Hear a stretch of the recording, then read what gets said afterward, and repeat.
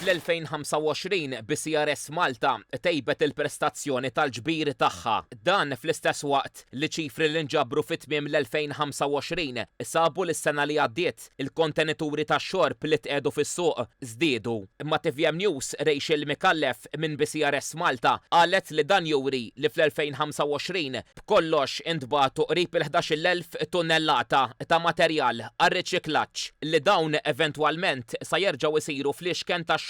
Dan juri li dan il-materjal kollu fil-passat kien jiġi jispiċċa fil-miżbla jew fil-ibħra tagħna jew fil-kampanja u issa qed nilħqu l-miri tagħna bħala pajjiż biex nilħqu l-miri tal-ekonomija ċirkolari.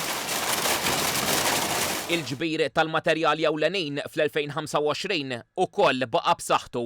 BCRS Malta qalet li dan hu riżultat pożittiv u sinjal ċar li l-iskema ta' rifużjoni tal-kontenituri tax-xorb stabbli u qed tkompli tagħti riżultati. Dan huwa dejjem grazzi għall parteċipazzjoni ta' kull min ipparteċipa fl-iskema, kemm il-pubbliku ġenerali u l-konsumatur kif ukoll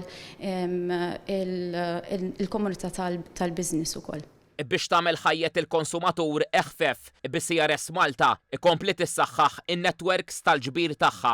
Sena l-oħra żidna 3 hubs ġodda, bażikament Kordin, ix-Xajra u Xlendi Għawdex, kif ukoll hub Depo is-Salini. Apparti dan, is-Sinjura Mikallef innotat li fil-waqt li l-istaff tal-BCRS kien stazzjonat biss fid-depots, issa u preżenti wkoll fi 11 mill-aktar postijiet użati ta' spiss ta' reverse venting machines. Dan spjegat jgħin biex il-magni mimlijin jitbatlu fil-pront. Kien hemm ukoll il-finanzjament tal-proġett ta' Bib, id-door-to-door collection għal persuni li għandhom iktar minn 60 sena jew dawk b'diżabilità.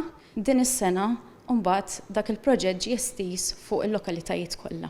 Mill-2025 sa nofs din is-sena mis-servizz ta' ġbir minn wara l-bib biss, BCRS Malta tistma li ġabret aktar minn 2,700,000 kontenitur.